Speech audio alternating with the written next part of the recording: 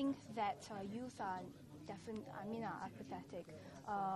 Politics, I guess, it's something that it's slightly, it's of a different nature. So maybe some youth are like, I rather focus on community issues or policy issues or national issues, but let's not talk about politics, So, but I think in general, youth do pay attention and are concerned with the bigger things, the major happenings.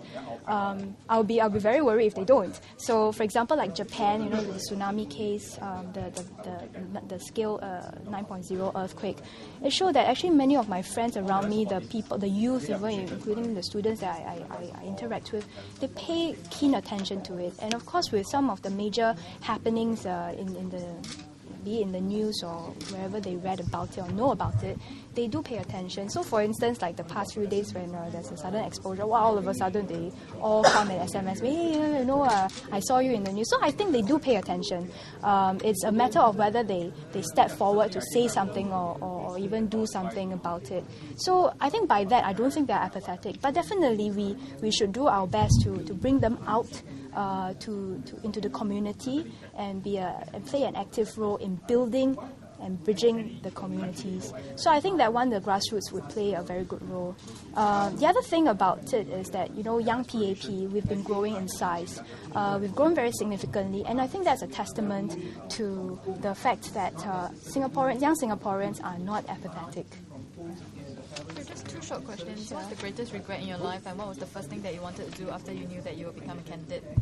The first thing that I want to do is that, actually, I think both are quite similar. So the greatest regret is I didn't manage to bring my parents to Universal Studio before that, because I foresee that in the upcoming days it will be very busy, and because I've been in the grassroots, I understand that the schedule for MPs, the commitment is very high.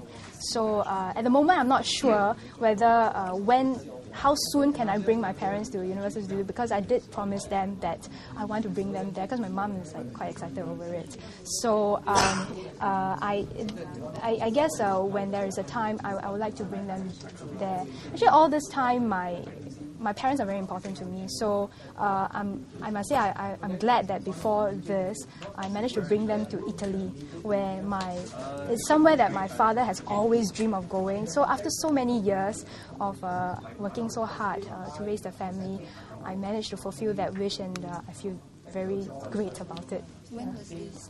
Oh, in December. Yeah. In November. How long? It's about 10 days. Yeah. So it was quite cold, but I know my father was really excited over the wishing fountain and the Colosseum. Yeah. So I thought it was something that I'm really glad I did. Okay, do you think more can be done to actually tackle this issue of high cost of living among the sandwich class? That is one of the key issues. Yeah. I think we can... Oh, sorry. Okay.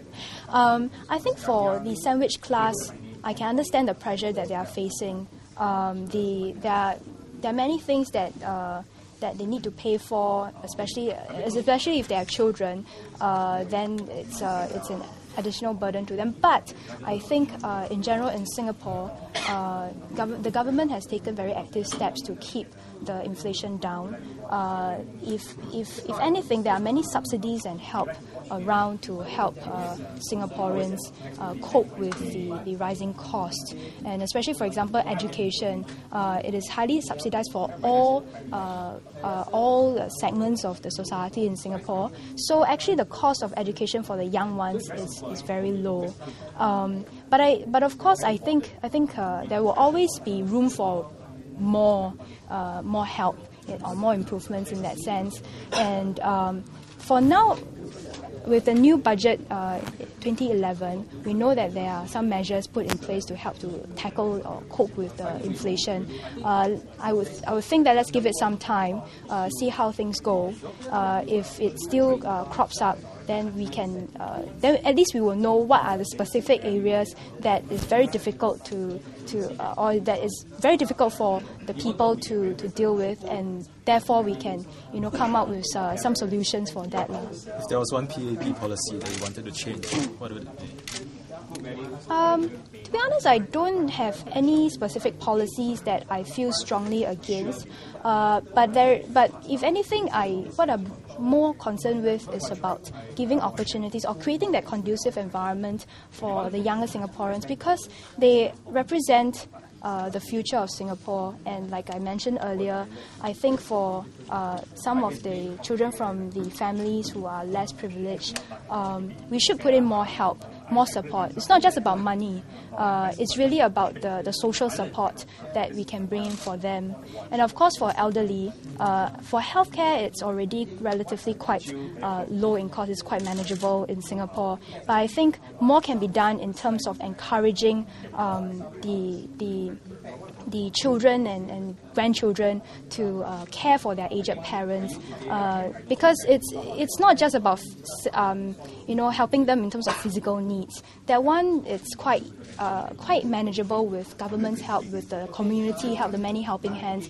But in terms of children's support, it's something that I think is very meaningful and very impactful. It's difficult for any initiative to be put in place to make that. So if anything, I think I'll go on the softer side, that through our education, we need to focus more on values. Cultivate the right values in our young ones, so that they know that at the end of the day, it's not just about grades, it's not just about the material living, the materialistic aspects of living in Singapore, but there's something that's that's more intangible, but very important to us as human beings. So I think these are the two areas that I think I feel strongly for. Going back to your experience with social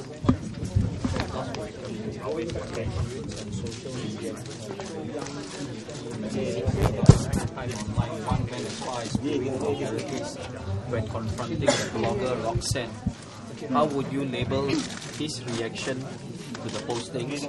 Would you say it was anti-establishment, being that the attacks were of a personal nature? I wouldn't.